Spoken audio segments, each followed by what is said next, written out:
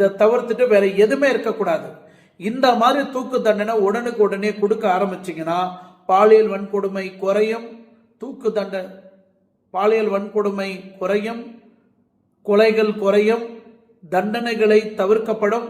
இந்த மாதிரி செய்யணும்னு நினைக்கிறவனுங்க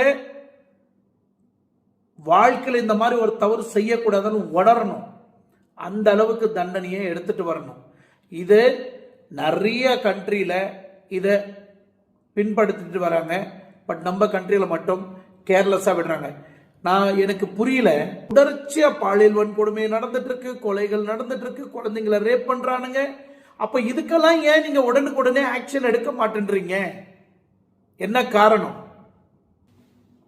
இந்த மாதிரி புது புது லாஸ் எடுத்துட்டு வந்தாதான் குழந்தைங்களை காப்பாற்ற முடியும்.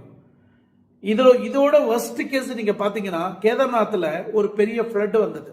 அந்த ஃப்ளட்ல